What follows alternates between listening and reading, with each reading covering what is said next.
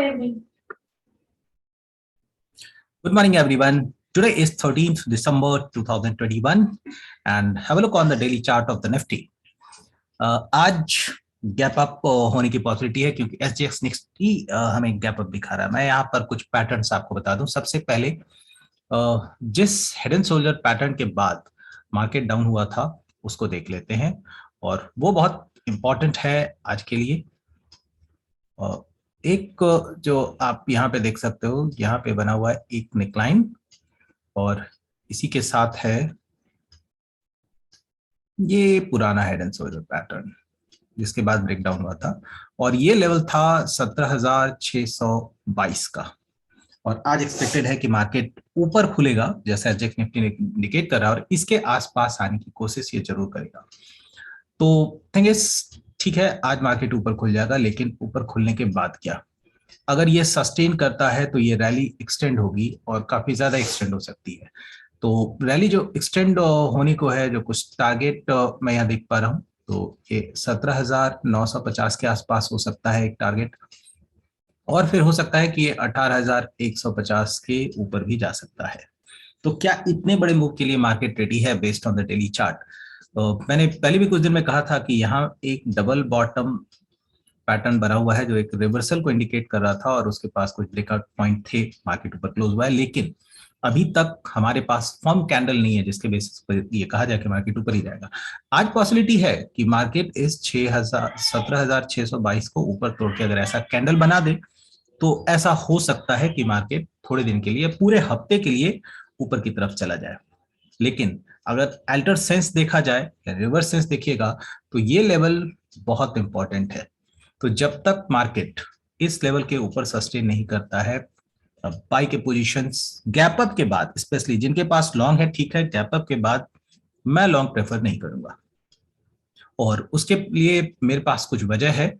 तो मैं चार्ट में एक और चीज दिखाऊं कि अगर आप इसको वेव एनालिसिस के फॉर्म में देखोगे तो देखो, एक वेव यहाँ है, ये corrective second wave, this could be the third wave and this should be the progression of fourth wave only, right?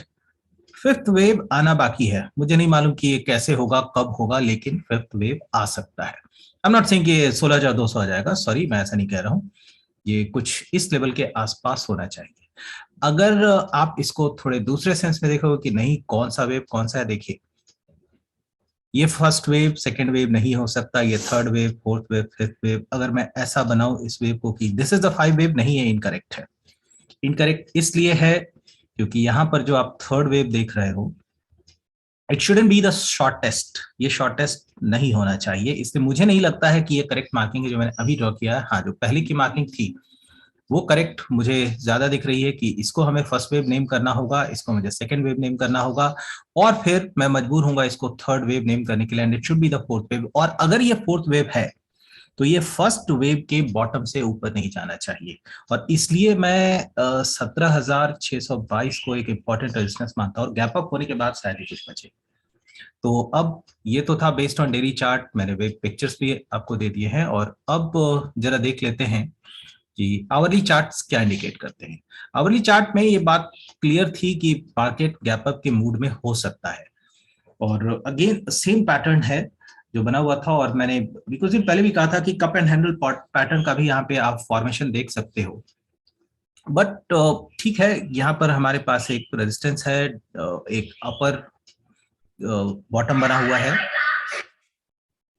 तो यहां से मार्केट ऊपर हो करके अगर ये ट्रेड होकर के जाता तो ये बहुत अच्छा ट्रेड मिलता, लेकिन गैप अप लगभग सब कुछ स्पॉइल कर देता है। तो I always hit the gap up.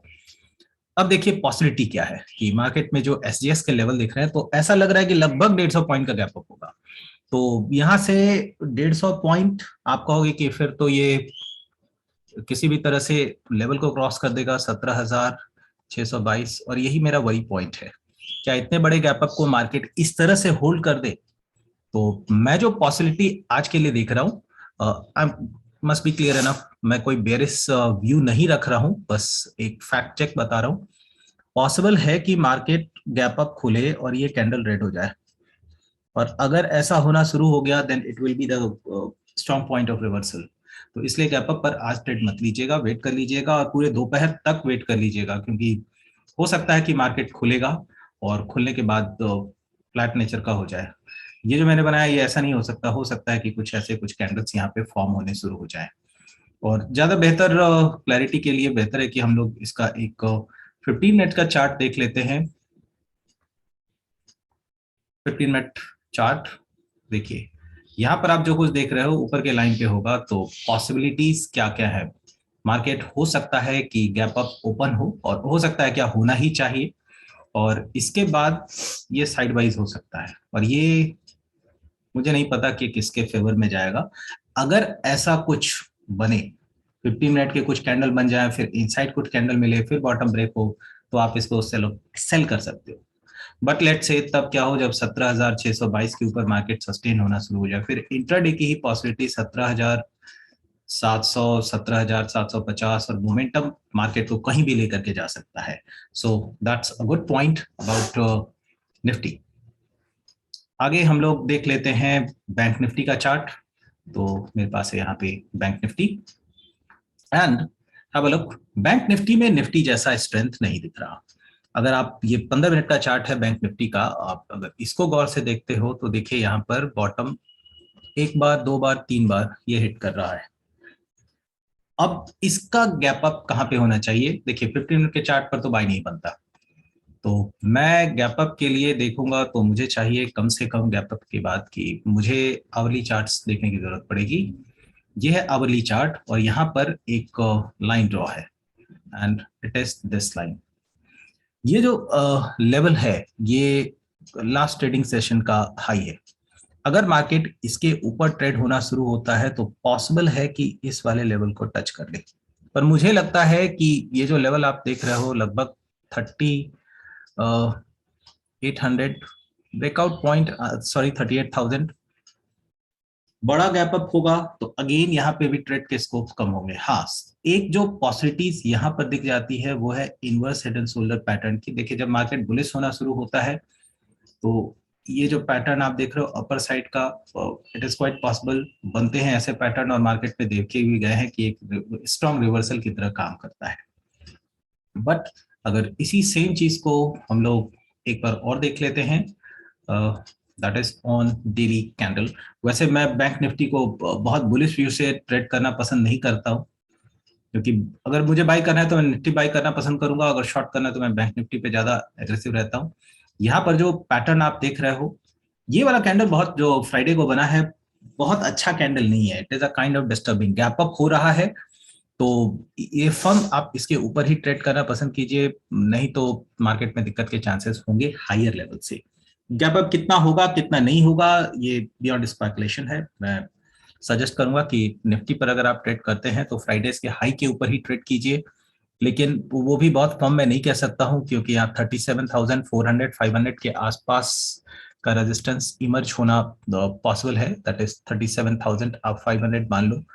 अब मान लीजिए कि 250 पॉइंट ऊपर ही निफ्टी गैप अप कर जाए तो फिर क्या करें? फिर है कि मार्केट सस्टेन करना चाहिए, ऐसा साइडवाइज ट्रेड होना चाहिए, तभी ये जाकर के आपको सेकेंड हाफ में ब्रेकआउट देगा। पर थिंग इज ब्रेकआउट कहां देगा? जिस रेंज पर ये कंसोलिडेट करेगा, अगर नए हाई को बनाएगा, लेट्स से 11 12 बजे के बाद आप मान लीजिए, तो ये सस्टेन करेगा। तो दूसरी पॉसिबिलिटी है कि हो सकता है कि रेंज बाउंड होकर के नीचे भी हो जाए, तो सब कुछ डिपेंड कर रहा है आज पहले 2 घंटे 3 घंटे के हाई के ऊपर। तो if you want to take a trade, wait for that kind of breakout. सुबह एग्रेसिव ट्रेडिंग अवॉइड करनी चाहिए, एटलीस्ट ऑन लॉन्ग साइड। अगर बड़ा गैप अप हो जाता है तो जैसा एजेक्स निफ्टी इंडिकेट कर रहा है लगभग 100 सवा 100 पॉइंट का गैप अप है। तो आज के लिए इतना ही, और देखते हैं कि निफ्टी अपना कहीं ऐसा तो नहीं है कि एक नए वेव की शुरुआत में टॉप बना दे। Happy trading.